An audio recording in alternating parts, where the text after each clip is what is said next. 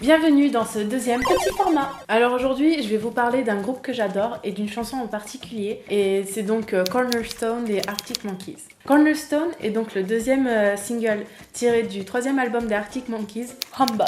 Ce single est donc sorti le 16 novembre 2009 et toutes les paroles ont donc été écrites par le leader des Arctic Monkeys, Alex Turner.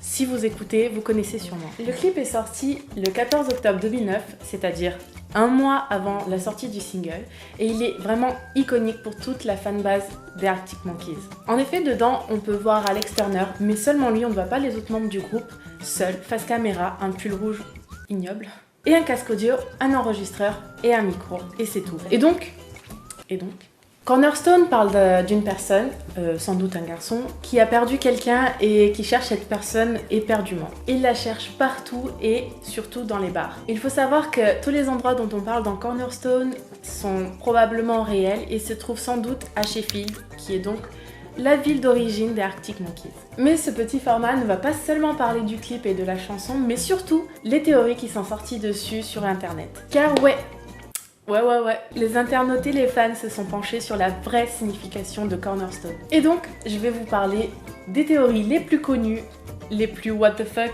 et surtout celle que je préfère, ma préférée, qui va venir à la fin. La première théorie que j'ai lue, notamment sur Reddit, prend vraiment la chanson au sens premier en lisant les paroles vraiment comme elles sont et vraiment en ne cherchant pas plus loin. Ils prennent vraiment les paroles au sens littéral. Pour ces fans-là, Cornerstone parlerait donc d'un garçon qui se serait fait larguer par sa copine et qui ferait le tour des bars de sa ville pour donc penser à autre chose, chercher d'autres filles, tout ça.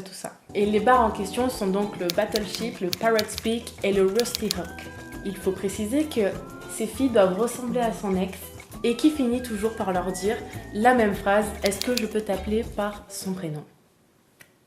Parce que ça, c'est important, ça. Et cette phrase-là provoque donc un râteau de la part des filles, et c'est bien fait. Et donc, à la fin de Cornerstone, dans le dernier couplet, ce garçon tomberait donc sur la sœur de la fille en question, de la fille qui l'a largué, et les internautes pensent que, en fait, la sœur en question craquerait sur l'ex de sa sœur, et donc se laisserait tenter par les avances de celui-ci. Et donc, en fait, on finit sur un « tu m'as quitté, je me tape ta sœur ».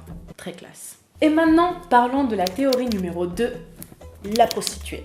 Alors, dans cette théorie-là, qui est celle qui ressort le plus souvent sur Reddit, la fille dans le dernier couplet ne serait pas la sœur, mais ce serait une prostituée. Pour cette théorie-là, les internautes se basent sur une phrase en particulier. On the phone to the middleman. Ils prennent le mot middleman au sens premier qui veut dire intermédiaire et qui donc serait donc le Mac de la prostituée. Et donc celui qui cherche ses clients par conséquent.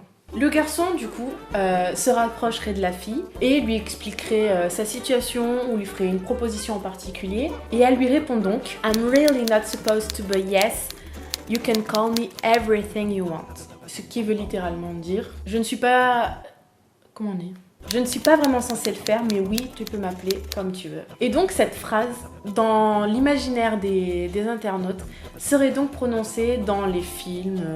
quand un client rencontre une prostituée. Et donc, en disant ça et en prononçant cette phrase-là, la fille en question, ce serait pas la sister, mais une oh, la démonétisation, oh là là. Et maintenant, parlons de la troisième théorie, ma préférée.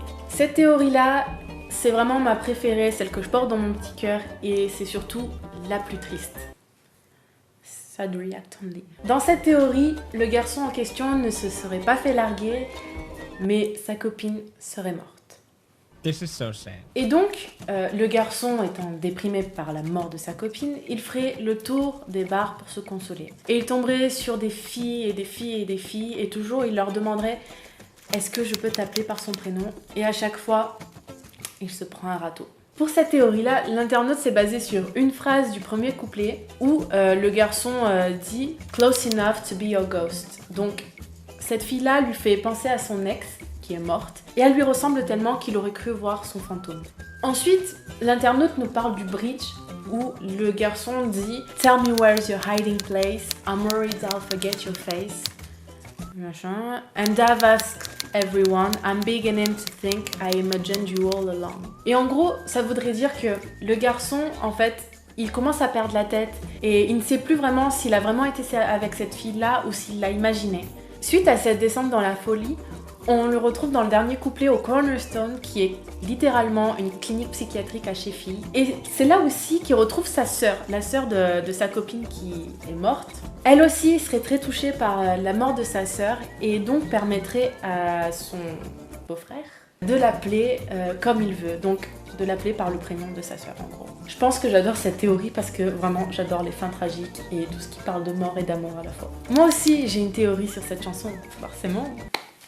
Ma théorie reprendrait donc la théorie dont je viens de vous parler, donc c'est-à-dire d'un garçon qui a perdu sa copine, qui est morte. Donc petit à petit, il sombrerait dans la folie. Mais ma fin n'est pas la même. C'est-à-dire dans la théorie juste avant, il rencontrerait sa sœur au Cornerstone. Mais pas dans la mienne. Dans la mienne, ce serait plutôt une infirmière de cet asile psychiatrique. Et justement, on reprendrait donc la phrase « I'm really not supposed to, but yes, you can call me everything you want ».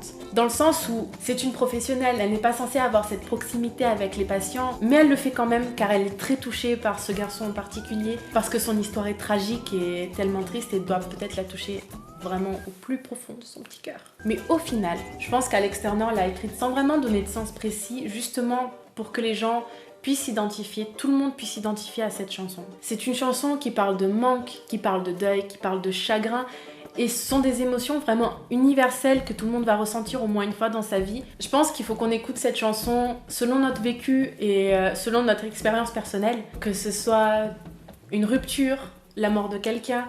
Il y en a même qui pensent que ça parle de sa mère.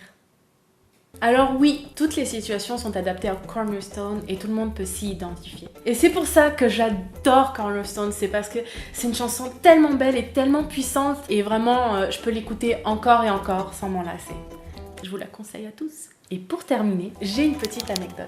Lors d'une interview à NME, Alex Turner a dit que Cornerstone était l'une des chansons dont il était le plus fier, car c'était celle qui avait le plus de sens, qui disait le plus de choses en si peu de mots. Et vraiment, moi je suis totalement d'accord avec lui. Et voilà, c'était le deuxième épisode du petit format fait par moi-même. Hey hey, c'était une première. N'hésitez pas à me dire dans les commentaires si vous avez une théorie préférée ou si vous avez vous-même une théorie. Et aussi, n'hésitez pas à nous dire si ça vous plaît qu'on parle d'autre chose que de cinéma et de séries. N'hésitez pas à aller sur notre page Facebook où on poste toujours des photos et des nouveautés. Et maintenant, nous avons aussi un Instagram où vous pouvez toujours aller regarder des photos, mettre des photos du tournage et ainsi de suite. Et merci d'avoir regardé.